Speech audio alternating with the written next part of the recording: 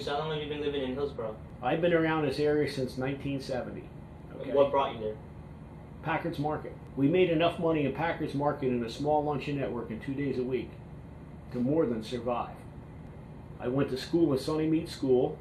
The bus would drop me off at the market. I'd go home, change my clothes, I'd run to the market, and I would work from about 3 o'clock till 10, 11 o'clock at night for $1. How old were you?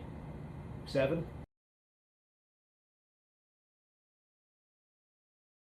The first thing that I know that I heard when I came to Hillsborough, they talked a lot about Duke's estate. And they talked about Mr. Duke, how during the war, he was going to build a big house, and he didn't. He ordered a lot of steel to build a house, and he didn't. He gave the steel to the war effort. I never met him, but I can tell you a funny story, and you better not edit this out. They reconstructed the pillars, I'm going to call it, just south of Duke's Parkway West. I don't know if anybody's familiar with that or not. There used to be a park in there. And the reason that park was closed is because Doris Duke's father went in there, and people, instead of being clean, they were throwing garbage and stuff all around. They didn't take their garbage with them. And he said to him one day, hey, why don't you pick your mess up? And they asked him, they said, who do you think you are? And he didn't say anything because he drove an old Model A or Model T, whatever he had. He never, around the estate, he never drove a brand new car. He told me, he said, I'll show you who you think I am. The next morning there was a blizzard outside, and he had all the officials from Hillsborough, and they closed that park. And that's why they closed that little park that was up in there. He was a great guy. He would be out there, if he had one of his farmers working out in the field, and the tractor broke down, he was right there to help him. He never, because of the money and stuff he had, it didn't mean anything. He was a common man, just like we are. Hillsborough Road. Who's Mr. Orts? Mr. Orts was a fellow that I met in Packard's Market. I was telling you guys earlier, he had 6 fingers and 6 toes on each hand and foot. 6 fingers and 6 toes? Yeah, he had an extra pinky, so he didn't have a bone in it.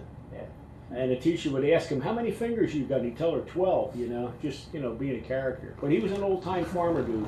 Yeah. And I actually met him in Packard's Market. He was a nice old guy. It was him.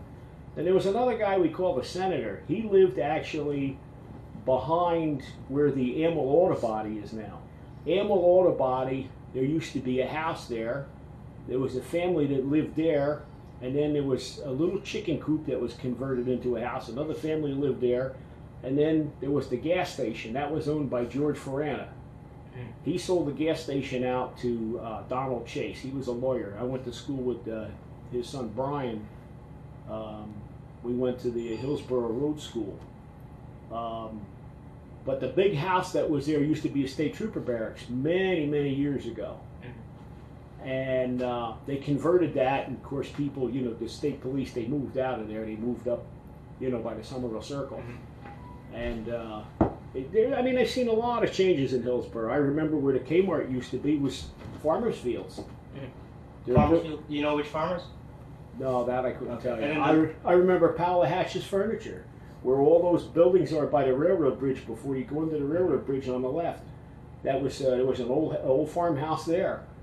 There was a place called Prepco. They made all concrete precast products and everything for roads and dividers and all.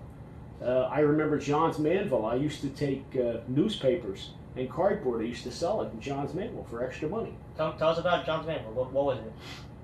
John's Manville, I call it the asbestos capital of the world because, of course we heard of asbestosis and all of that, but basically what happened in there, they, towards the end, I went on a tour. I was very young. They had a tour where you could get tickets if you worked there for the people that, had put some time in and people were retired.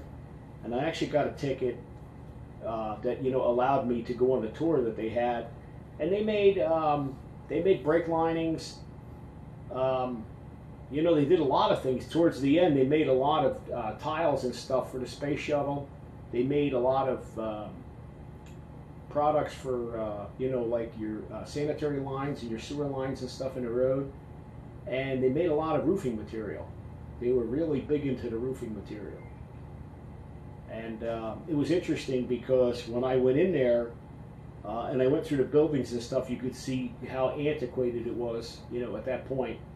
they couldn't really compete out of that, place anymore. The interesting thing is when they put the parking lots in for Odessa, I was actually the first driver that Odessa hired. You're the first driver that Odessa hired. Yeah, when they came to town. Okay.